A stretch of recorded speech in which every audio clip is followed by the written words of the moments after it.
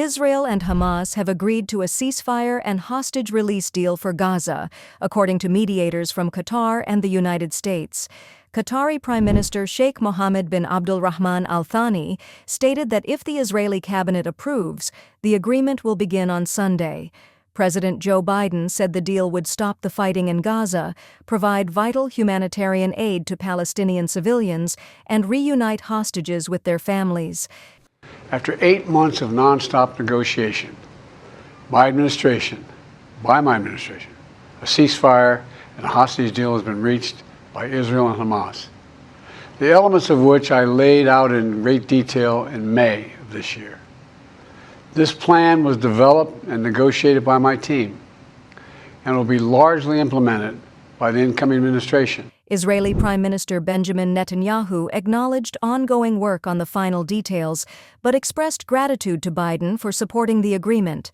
Hamas leader Khalil al-Hayya attributed the agreement to Palestinian resilience. While families of hostages and many Palestinians celebrated the news, fighting in Gaza continued without pause. Israel has stated that 94 hostages are still being held by Hamas, with 34 presumed dead. 4 Israelis were taken hostage before the war, 2 of whom have since died. The first phase of the ceasefire deal includes a 6-week period where 33 hostages, including women, children, and the elderly, will be exchanged for Palestinian prisoners in Israeli jails. Israeli forces will pull back to the east, away from densely populated Gaza areas.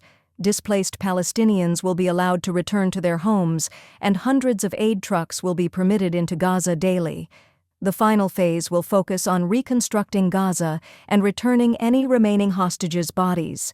Sheikh Mohammed stated that detailed mechanisms for the second and third phases would be finalized and made public within days. He expressed hope that this would mark the end of the war and urged all parties to honor the agreement's terms. President Joe Biden acknowledged President-elect Donald Trump for pressuring both sides to release hostages before his inauguration. Biden emphasized teamwork in recent negotiations, acknowledging that much of the deal's implementation would occur after his presidency. Trump was the first to publicly confirm the agreement, ahead of Qatar and the White House's formal announcements. On social media, Trump credited the deal as an epic achievement linked to his November election victory,